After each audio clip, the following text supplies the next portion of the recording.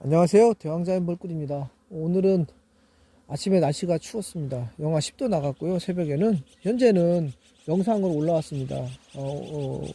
5도까지 올라간다고 돼 있어요. 근데 햇볕은 굉장히 날이 맑기 때문에 따뜻합니다. 이럴 경우에 벌통 앞쪽에 햇빛이 비치면 온도가 20도 이상 올라갑니다. 벌통 표면의 온도가요. 굉장히 따뜻합니다. 벌이 많이 나오게 되고요. 벌 깨운 지가 지금 열흘이 됐습니다. 그러다 보니까 이제 육아를 한참 하고 있거든요. 그러니까 애벌레를 많이 기르고 있습니다. 그래서 얼마 정도는 이제 봉개를 했었을 것이고요. 그러다 보면 이제 육아를 하다 보면 물이 필요하고 그 다음에 꿀하고 화분이 필요합니다. 근데 화분떡은 미리 줬고 중요한 게 이제 수분이 있어야 되거든요. 꿀은 수분 20%밖에 안 되기 때문에 반드시 물이 필요합니다.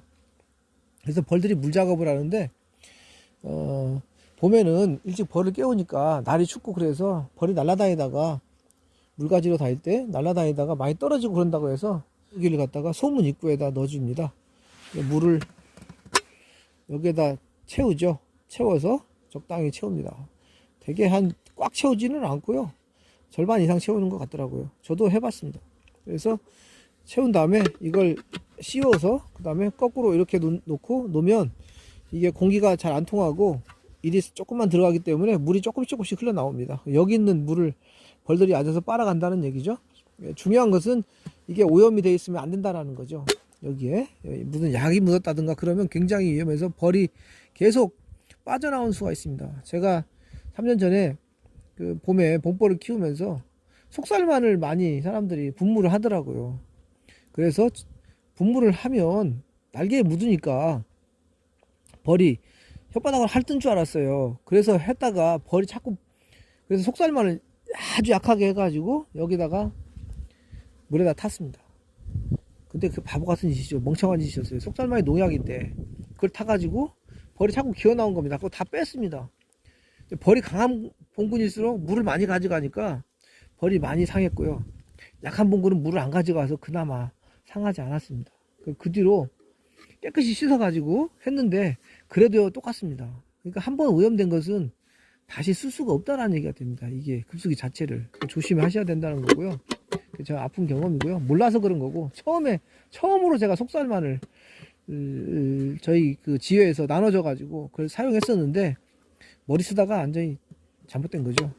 그래서 그리고 저희는 그 전부터 이 급수기를 사오기 전까지 3년 전에 급수기를 사오기 전까지 한 번도 급수기를 사용한 적이 없습니다.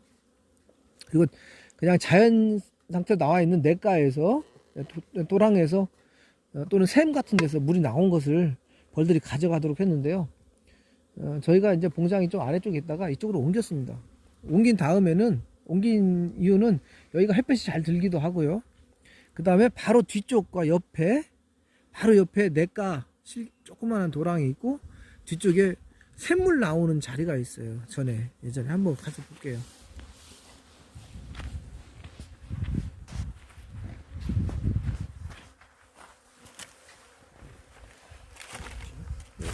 바로 이곳이 전에 여기가 집터가 있었는데 이 뒤쪽에 샘물 나왔었던 자리입니다.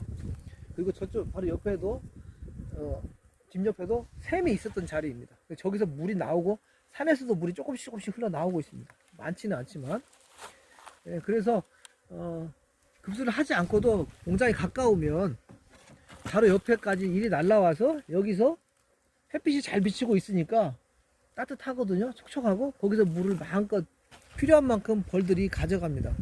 이게 마르는 곳이 아니고 여기는 항상 이렇게 젖어 있습니다.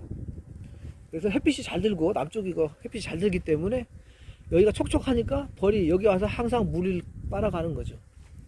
그러면 금방 마를 것 같지만 절대 마르지 않습니다. 여기는 속에 돌이 있고 돌틈 사이로 물이 조금씩 나오고 있거든요. 그래서 물이 흥건하게 마는 것보다는 저렇게 촉촉한 상태로 있는 것이 벌이 급수하기가 굉장히 유리하다. 저는 와보서 전에 오랫동안 지켜본 바로는 벌들이 대부분 다 저렇게 붙어 있더라고요. 그래서 만약에 이런 곳이 없으면 급수를 할 때 수도꼭지나 그걸 약하게 틀어놓고 보온덮개를 깐 다음에 거기에 물이 흘러간 상태에서 촉촉하게 젖은 상태에서 햇빛을 잘 비추게 해가지고 따뜻하게 해주는 것이 굉장히 급수하는데 좋다라는 겁니다. 분번 같은 데가 물이 있으면 거기도 찾아가기는 해요. 근데 거기 가보면 빠져서 죽어 있는 벌들이 상당히 볼 수가 있습니다. 근데 여기 같은 경우는 낮에 햇빛이 잘 들기 때문에 그럴 염려는 없다라는 거고, 빠져 죽는다든가 그럴 일은 없다라는 거죠. 나중에 물론 해가 지게 되면 늦게 나와가지고 물 작업을 하러 오는 경우는 한두 마리씩 못 가는 경우도 있기는 합니다.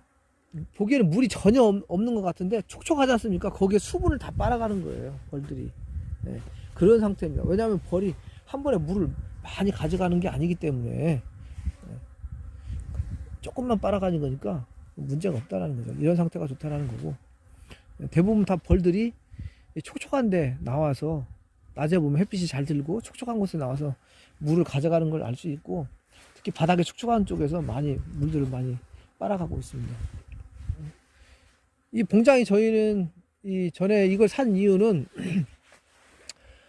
저희가 벌을 1월 초에 깨우고 그럴 때도 있었거든요. 1월 초에는 굉장히 춥습니다. 여기가 영하 20도까지 내려가요, 소환 때는. 예.